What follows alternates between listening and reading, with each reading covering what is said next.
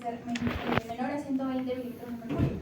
Y en lo que es una presión arterial diastólica, que tiene que ser menor a 70 milímetros de mercurio. Perdón. Pero bueno, esta presión arterial va a estar subiendo o bajando dependiendo de diversos estímulos. Por ejemplo, y que no sean patológicos. Por ejemplo, en lo que estás haciendo una actividad física, esta presión va a estar elevada. Eso no significa que tú padezcas hipertensión. Entonces, cuando esta presión elevada sí se va a llamar lo que es una hipertensión arterial, es cuando, por ejemplo, esta es persistente y bueno, no existe una causa como, no sé, estrés, enojo o alguna actividad física, ¿no? Es persistente dependiendo de la causa. Bueno, como todos ya bien saben, la fórmula de lo que es la presión arterial, que es el gasto cardíaco por la resistencia vascular periférica. Entonces, en lo que es el gasto cardíaco, este va a estar mediado por lo que es el volumen sistólico y la frecuencia cardíaca. En lo que es el volumen sistólico, vamos a tener que está involucrado lo que es el volumen intravascular. Y en este, bueno, vamos a hacer referencia primero a lo que es el sodio. ¿Dónde encontramos mayormente el sodio? En la sed. Que, bueno, normalmente las personas que no consumen altos niveles de sodio, por ejemplo en sal, tenemos un equilibrio en lo que es la cantidad de sodio extracelular e intracelular. Entonces, ¿pero qué pasa cuando una persona consume abundante o excesiva sal, sodio? Lo que pasa es de que esta cantidad de sodio que está fuera de lo que es la célula en el volumen intravascular va a aumentar, se va a acumular. Entonces esto, bueno, como ya todos sabemos, el sodio va de la mano con lo que es el agua. Entonces esto, al estar en el volumen intravascular, va a hacer que este aumente, ¿cierto? Y al aumentar el volumen intravascular, va a aumentar lo que es el volumen sistólico, el gasto cardíaco y la presión arterial. Por otro lado, quiero ir a lo que es la resistencia vascular periférica, justo en lo que es el diámetro, donde tenemos mecanismos vasculares. En personas obesas, vamos a tener de que hay un alto grado de colesterol. Este colesterol va a formarse o va a formar capas de ateromas en lo que son las arterias. Entonces, esto va a hacer de que el diámetro de estas arterias vaya a disminuir, ¿cierto? Al disminuir va a aumentar lo que es la resistencia vascular periférica y aumenta lo que es la presión arterial. Por otro lado, tenemos lo que es el sistema nervioso simpático, que va relacionado con la frecuencia cardíaca. ¿Pero por qué? Porque bueno, el sistema nervioso simpático va a ir de la mano con lo que es la noradrenalina, la adrenalina. Entonces, esto de acá va a tener receptores adrenérgicos, como lo es el beta 1 y el alfa 1. El beta 1 se va a llamar, va a ser beta 1 cardíaco porque va a trabajar en lo que es el corazón, ¿cierto? Al trabajar en va a hacer de que haya, aumente la contractibilidad de del corazón, aumentando lo que es el gasto cardíaco y la frecuencia cardíaca, todo, y aumenta la presión arterial. Por otro lado, tenemos lo que son los alfa 1 adrenérgicos. Esto va a actuar en lo que es el músculo liso. ¿Es donde encontramos el músculo liso? En los vasos sanguíneos, exactamente, bueno, en este caso, de las arterias. Va a generar vasoconstricción y me aumenta la resistencia vascular periférica y lo que es la presión arterial. Cuando vamos acerca del sistema renina-angiotensina-aldosterona, bueno, básicamente va a empezar, como ya sabemos, con la renina, que es secretada por las células extraglomerulares en lo que es el riñón. Esta renina va a actuar en el angiotensinógeno para formar angiotensina 1, luego mediante la enzima convertidora de angiotensina 2, y esta angiotensina 2 va a ser un potente vasoconstrictor, ¿cierto? Entonces me va a aumentar lo que es la resistencia vascular periférica. Pero también la angiotensina 2 lo que va a hacer es también estimular lo que es la secreción de aldosterona. Esta aldosterona va a ir de la mano o va a estimular que haya una retención de sodio y de agua.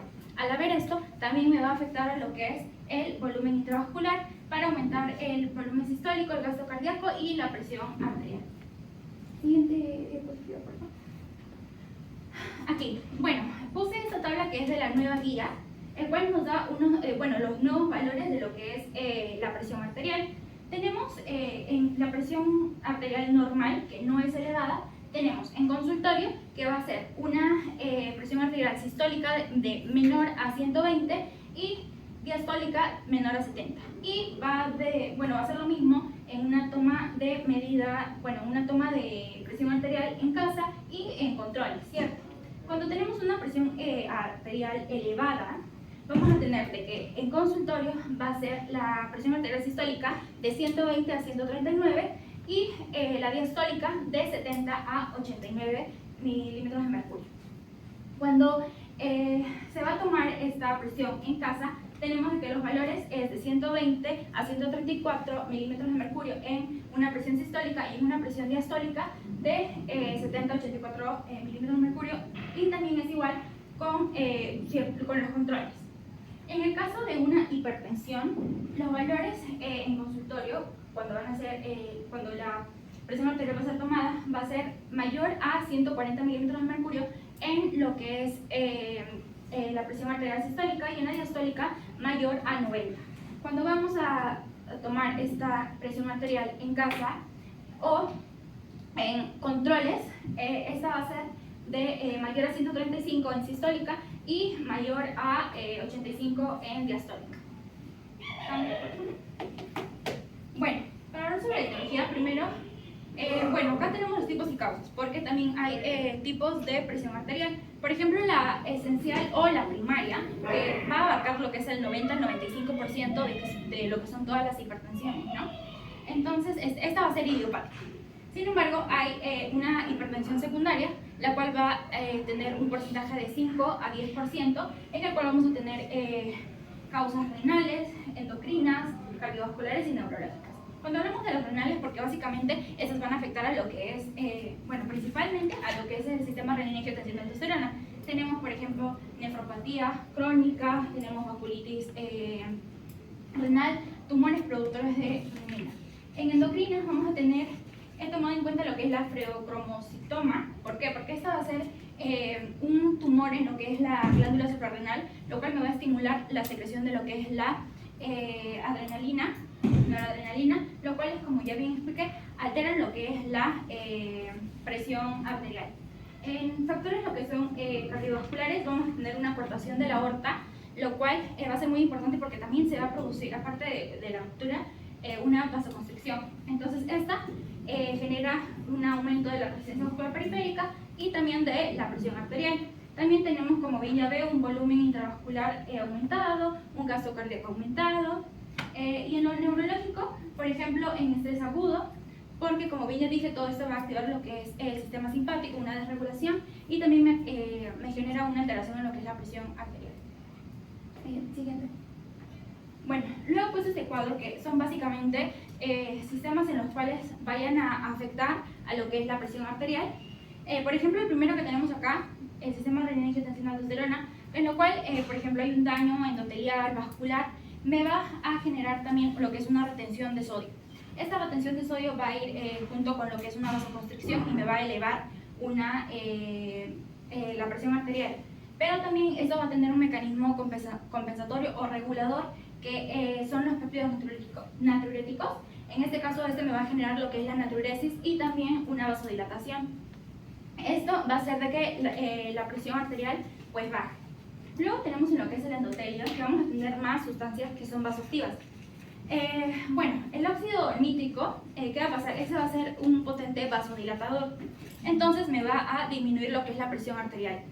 Un fármaco que es importante, que estimula a lo que es el óxido nítrico, es la nitroglicerina. Como bien ya dije, la estimula y hace de que la presión arterial se disminuya.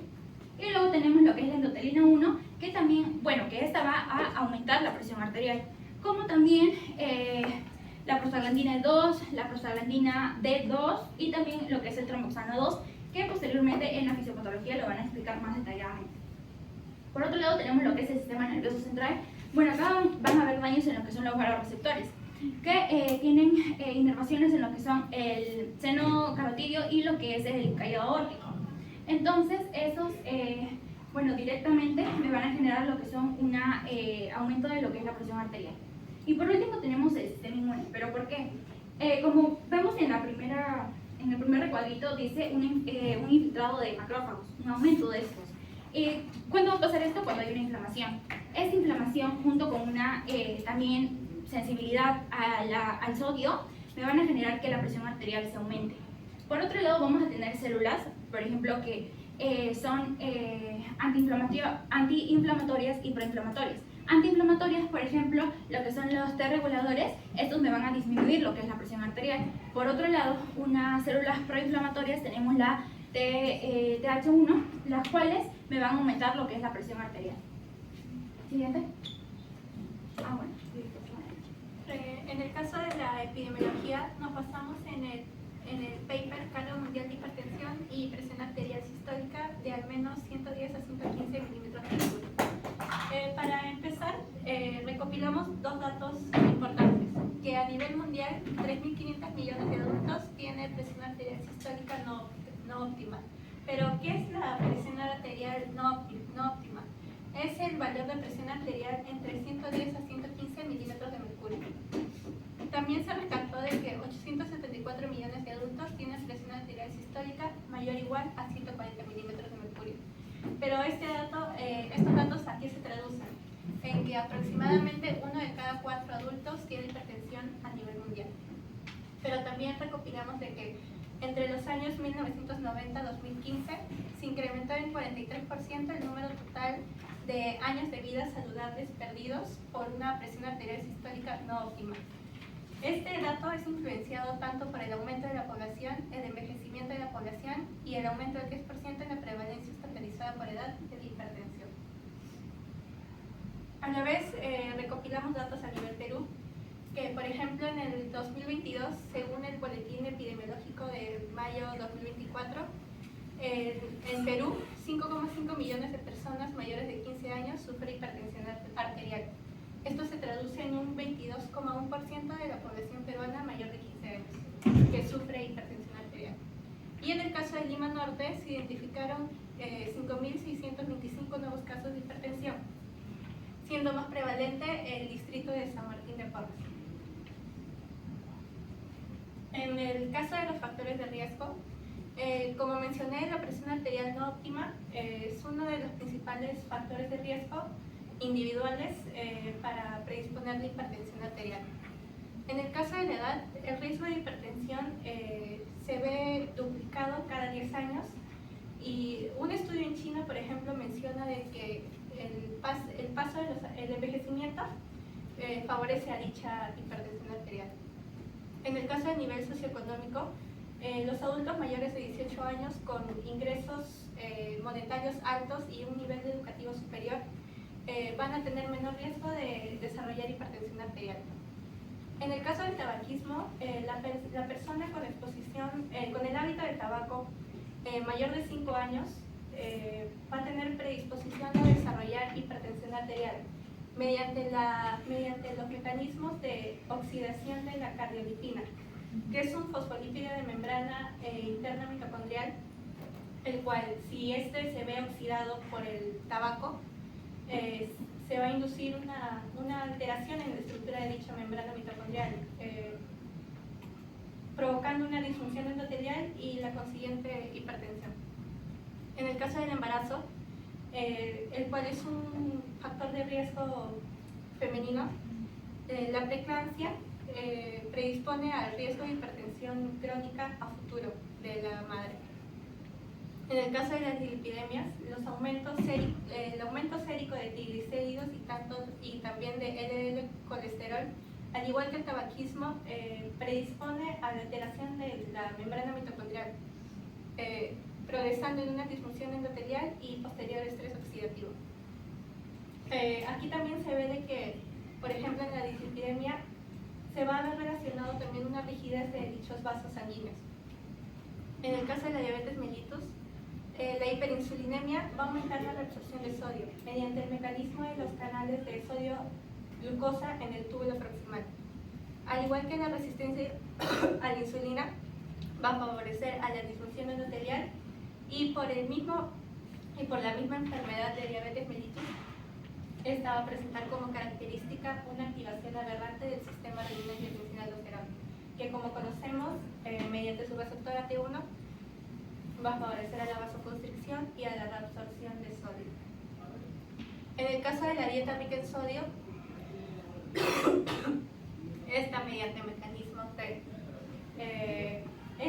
mecanismo de ósmosis va a favorecer a la retención de agua, aumentando lo que es el volumen sanguíneo, el gasto cardíaco y por ende la presión arterial. En el caso del consumo de alcohol, en una persona con un consumo sostenido de 30 gramos por día, va a favorecer en el caso del consumo de alcohol, va a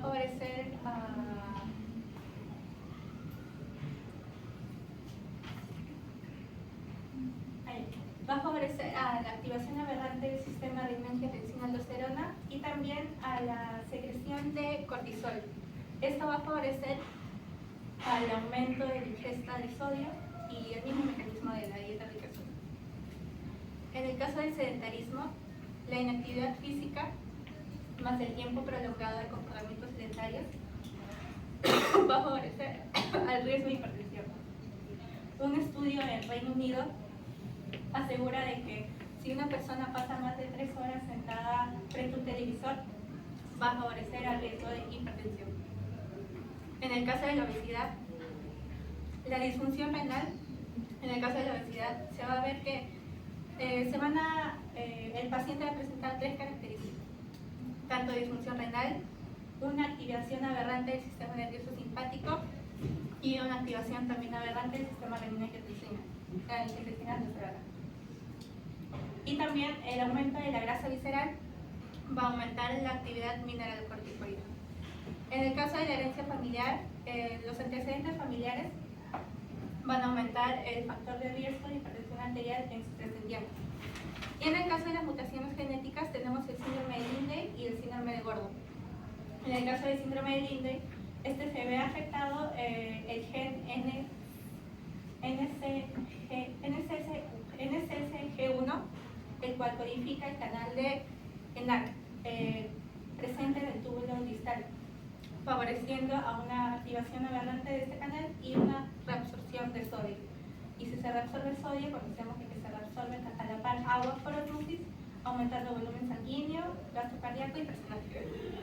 Y en el caso del síndrome de Gordon, este síndrome se ve afectado la mutación en el gen WNK1, en el cual este gen aberrante va a favorecer a la actividad del canal NSC presente en el túbulo distal, aumentando la reabsorción de sodio y cloro.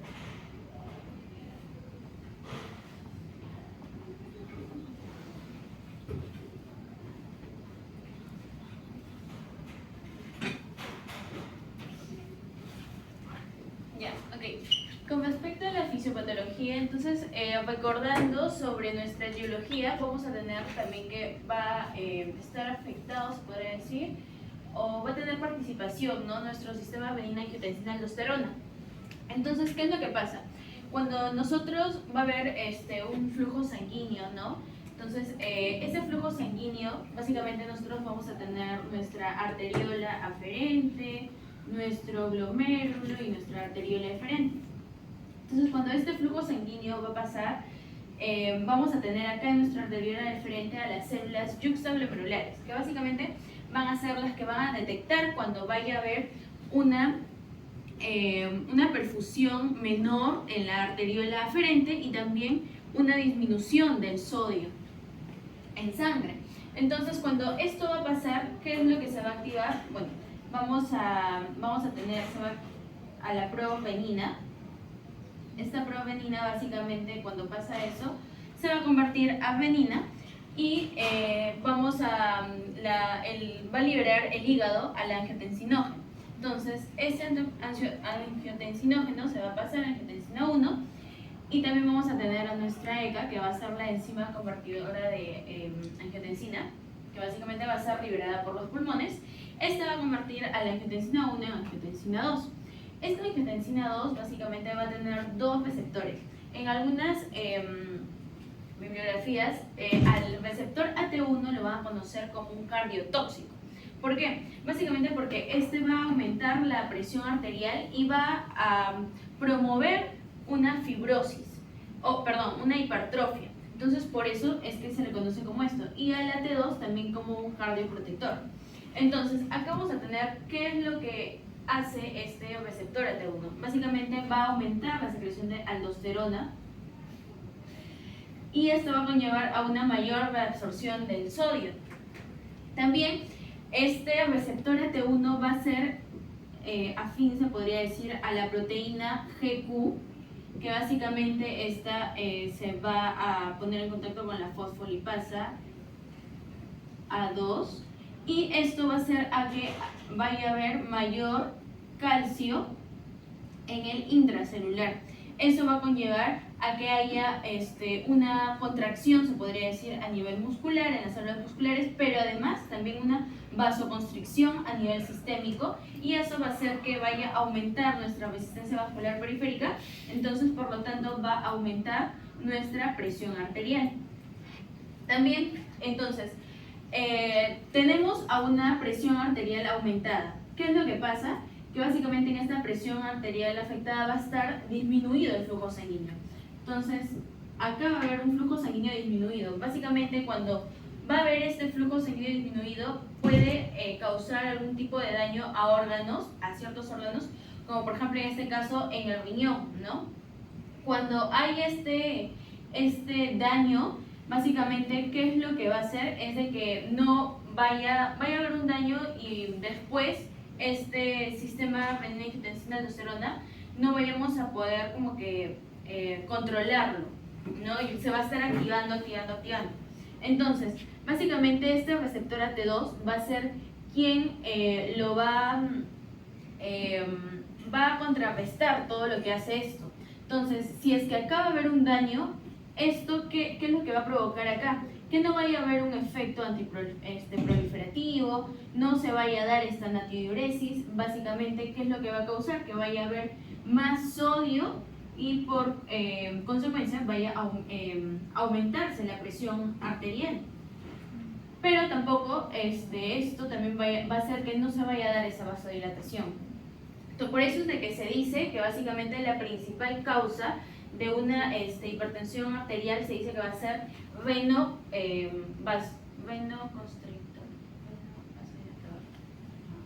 venovascular, por ese motivo. Entonces, acá vamos a tener básicamente más a detalle lo que hace la angiotensina 2.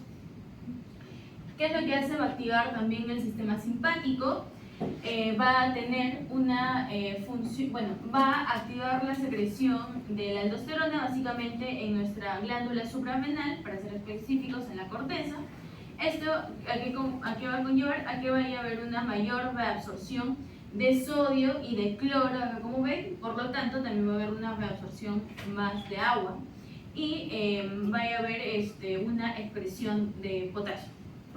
También va a haber una vasoconstricción a nivel arteriolar, y a nivel de la glándula pituitaria va a haber que haya una mayor secreción de ADH, y esto, ¿qué es lo que va a hacer? Es que vaya a haber mayor reabsorción de agua.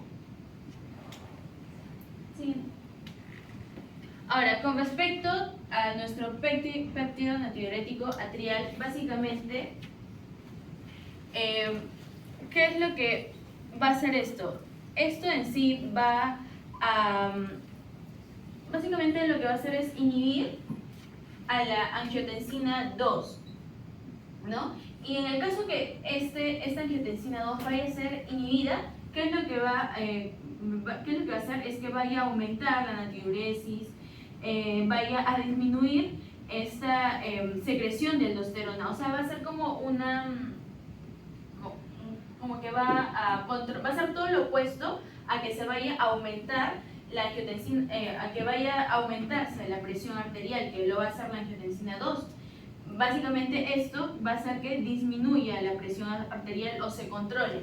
Entonces, dijimos que esta angiotensina 2 va a tener una activación a nivel simpático, nervioso simpático. Entonces, esto lo que va a hacer es que vaya a inhibir al péptido natriurético y cáusalo de acá, y básicamente todo lo que está acá va a ser lo que va a causar la angiotensina 2, como hemos mencionado, una vasoconstricción, va a haber una mayor permeabilidad del endotelio, acá va a aumentar la secreción de aldosterona, y acá a nivel del corazón básicamente puede haber una hipertrofia y una fibrosis, que básicamente esta fibrosis va a causar indirectamente una hipertrofia.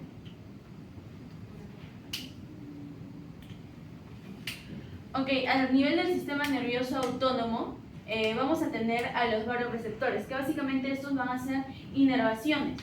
Vamos a tener al seno carotidio y al callado aórtico. Entonces, a nivel del seno carotidio, como van a ser inervaciones, vamos a tener al nervio glosofaringio y acá al nervio vago. Entonces, se dice que a nivel del seno carotidio estos vasoreceptores van a ser muy sensibles cuando va a haber una presión arterial aumentada, y básicamente acá en el callado aórtico, cuando vaya a haber una aumentada o disminuida presión arterial la va a detectar. Entonces, ¿qué es lo que sucede acá? Es que estos vasoreceptores no van a identificar cuando la presión arterial vaya a aumentar o disminuir, que estos básicamente van a llegar a un núcleo, que va a ser el núcleo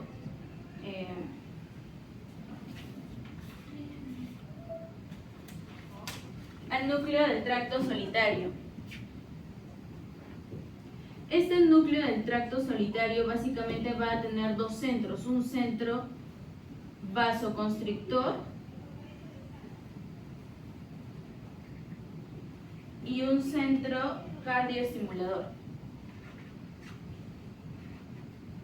Básicamente, ¿qué es lo que van a hacer estos centros? Es que cuando vaya a haber una disminución de ese flujo sanguíneo o una inflamación, van a activar al sistema nervioso autónomo, específicamente al sistema nervioso simpático, y estos, como ya sabemos, van a liberar adrenalina, noradrenalina, y van a tener receptores también, los alfa 1 y los beta 1. A nivel del beta 1 se va a decir que va a ser a nivel del corazón, y acá al alfa 1 que va a causar una vasoconstricción. Y esta vasoconstricción, por ende, como ya he mencionado, va a aumentar esta presión arterial.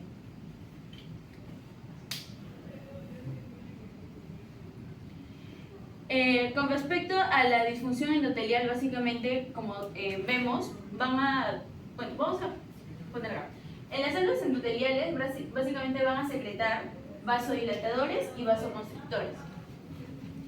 Y también lo que van a producir van a ser el óxido nítrico, que básicamente el óxido nítrico va a ser un potente vasodilatador. Por eso es que acá nos dice que va a ser una relajación del músculo liso en los vasos, ¿no? Entonces, primero, lo que secretan van a ser vasodilatadores, que va a ser la prostaciclina, y otra cosa que va a ser muy importante también va a ser la prostaglandina D2 y la prostaglandina E2. Y los vasoconstrictores van a ser la ET1, la angiotensina 2 y el tromboxano A2. Ahora, también, como ya les dije, van a producir el óxido nítrico. Entonces, cuando vaya a haber una disfunción endotelial, básicamente puede ser por una causa genética, por una lesión por presión y estrés oxidativo, o por una disminución de la biodisponibilidad del óxido nítrico. Entonces, acá tenemos un gráfico que básicamente va a ser en la parte de acá lo fisiológico, y aquí es cuando va a estar afectado, ¿no? Cuando va a ser lo patológico. Entonces, ¿qué es lo que pasa? Vamos a tener a esta enzima, que va a ser el ENOS, que básicamente va a ser el óxido nítrico sintasa, ¿no? Sintasa endotelial, el endotelial. Esto lo que va a hacer es que va a activar a nuestra proteína sinasa G, y esto que va a promover va a activar, por ejemplo, a los canales de calcio de la membrana, para que pueda salir este calcio que va a ser intracelular. Otra cosa, entonces, cuando sale este calcio intracelular, ¿qué es lo que nos va a dar? Va a haber que haya una vasodilatación, básicamente. También esto también va a promover a que los receptores BK, que básicamente son los receptores de potasio, pero sensibles al calcio. Esto va a hacer de que cuando vaya a haber esta disminución del calcio, cuando vaya a salir el calcio, ¿no? Vaya también a liberar este potasio, vaya a salir potasio. ¿Y esto qué nos va a causar? Va a causar una hiperpolarización de la célula, ¿no? Entonces, cuando vaya a haber esta hiperpolarización de la célula, básicamente también va a conllevar a que va a haber otros tipos de receptores, que ya no va a ser a que pueda ingresar calcio de nuevo, ¿no? Otra cosa también con respecto al óxido nítrico es que, básicamente a la proteína sinasa G, va a ser de que este calcio intracelular pueda almacenarse más mediante los receptores cerca, ¿no? En el retículo sarcoplasmático, y básicamente eso vaya a hacer de que también vaya a haber una relajación, se podría decir, ¿no? Pero a nivel del vaso, ¿no? De la luz, se podría decir, también vamos a encontrar a esta enzima, que va a ser el óxido nítrico sintasa endotelial, que básicamente va a promover el óxido nítrico a que haya una trombosis y a que haya una agregación plaquetaria. ¿Y qué es lo que sucede acá? Es de que acá por una biodisponibilidad disminuida del óxido nítrico, va a hacer que no se vaya, esta ENOS no vaya a funcionar bien. Entonces tampoco va a promover que vaya a haber este óxido nítrico y no va a haber ni una agregación plaquetaria ni una trombosis. Y esto básicamente acá vamos a tener factores de riesgos y también consecuencias. Entonces acá como factores de riesgo, miren, vamos a encontrar la hipertensión. Y como consecuencia también encontramos a la hipertensión. ¿Qué es lo que significa? Que básicamente por consecuencia de que haya una biodisponibilidad disminuida del óxido nítrico, nos va a dar hipertensión, o también la hipertensión nos puede causar esta disminución básicamente, o que no haya óxido nítrico en la célula, ¿no? Ahora, con respecto a la inflamación, básicamente esta se dice que va a estar asociado a una permeabilidad vascular. Esto lo que va a conllevar a una liberación de estos mediadores, como por ejemplo ROS, óxido nítrico, citoquinas, metaloproteínas. En este caso de las citoquinas, básicamente lo que van a ir estas citoquinas es que van a ingresar a la túnica íntima y van a formar neoíntimas. ¿Y qué es lo que van a hacer? Es que van a disminuir la luz de estos vasos sanguíneos, el diámetro, y eso va a promover una fibrosis, una rigidez vascular. Y eso va a hacer que aumente nuestra presión arterial. También estas citoquinas van a afectar la función renal, conllevando también a una hipertensión arterial por una retención de sodio, ¿no? También va a estar acá presente la inmunidad innata y la adaptativa. En el caso de la innata, básicamente que van a estar mediadas por macrófagos, van a estar relacionados igualmente con la hipertensión, y en la adaptativa, básicamente por los TGLPR1, también igualmente van a expresar en el receptor de angiotensina 2 al receptor AT1. Y eso, como sabemos, nos aumenta, ese receptor hace que aumente nuestra presión arterial. Ahora, va a haber síndromes. Vamos a tener al síndrome de Gluten y al síndrome de Gordo. Acá, en el síndrome de Gordo, básicamente, primero en el de Gluten. Acá vamos a tener a un receptor que va a ser el LC12A3, que básicamente va a permitir la reabsorción del calcio y del cloro. Y en el caso del síndrome de Gluten, lo que va a pasar es que no vaya a haber una correcta, va a haber una mutación no acá en este receptor, y no vaya a haber la correcta reabsorción de este sodio y cloro. Y en el caso del síndrome de Gordon, básicamente es que el WNK4 va a ayudar a que vaya a haber esta reabsorción de cloro, de sodio y cloro, y esto va a aumentar también la natriuresis, y esta natriuresis lo que va a aumentar es la volemia y aumenta la presión arterial. En el caso del síndrome de Vater va a haber de tres tipos, perdón, acá me faltó poner otro. Va a ser tipo 1, 2 y 3. Pero básicamente acá, esto se va a dar a nivel de asa de Henle gruesa.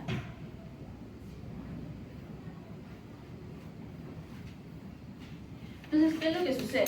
En el síndrome de Vater de tipo 1, básicamente es de que por este receptor, el LS1, perdón, el SLC12A1, básicamente ¿qué es lo que va a promover? Es que vaya a ingresar, vaya a haber la absorción de sodio, 2-cloro y potasio. Y en el de tipo 2, básicamente es de que va a haber una alteración por una mutación en el receptor para para que salga el potasio, básicamente. Y en el de tipo 3, lo que va a suceder es que va a haber una alteración a nivel del receptor de cloro para que ésta pueda salir básicamente en el receptor LCNKB. Ahora, va a haber también una deficiencia de la aldosterona sintasa, que básicamente, ¿qué es lo que va a suceder acá? Es que esta enzima, la aldosterona sintasa, no va a ser de que no va a poder que se vaya a ver una mayor o formar la aldosterona, se podría decir. Entonces, esta aldosterona no va a, como va a estar disminuida, no va a haber va a haber una disminución del sodio. Y básicamente, cuando va a haber una disminución del sodio, ¿qué es lo que va a pasar? Es de que va a disminuir la volemia y va a disminuir nuestra presión arterial. Ahora, con el síndrome de Lidl, básicamente, ¿qué es lo que va a pasar? Es que va a haber una alteración en los canales ENAC, en los receptores, canales de ENAC, que básicamente no va a poder haber, no va a dejar que ingrese este sodio, no va a dejar que haya una correcta reabsorción de sodio. Ahora, con respecto a las manifestaciones clínicas, como síntomas generales se podría decir que se va a presentar una cefalea, mareos y vértigos, básicamente porque va a haber una disminución del oxígeno en el cerebro, tinnitus, que básicamente va a ser como los sonidos que escuchamos, ¿no? Alteraciones visuales, que básicamente esto va a conllevar a una rinopatía hipertensiva, que es básicamente cuando nosotros podemos ver en el paciente que no puede ver. Entonces, como complicaciones en el corazón, tenemos a la aterosclerosis, que básicamente esta va a conllevar a de que haya una fibrosis, al igual que y esa fibrosis conlleva que haya también una hipertrofia, y básicamente eso también va a pasar en la insuficiencia cardíaca. A nivel del cerebro va a haber un déficit motor y también sensorial, va a haber accidentes cerebrovasculares y encefalopatía hipertensiva. A nivel de los ojos, como ya había mencionado, la retinopatía hipertensiva, que básicamente es cuando no va a poder ver el paciente, y a nivel del riñón, una nefropatía hipertensiva y una insuficiencia renal crónica. Eso sería todo. Ok, chicos, dudas. No, que tema de hipertensión es muy básico, un tema sencillo, ¿no? Pero está bien, ok, chicos, ahora ¿quién es Castro? Yo. Doctor, disculpe, esta exposición es de uno de los grupos que se habían salido. Me dijo para avisar. Ok, muy bien. García. Presente. Chicos. Tienen asiento, está con una hoja porque pónganse.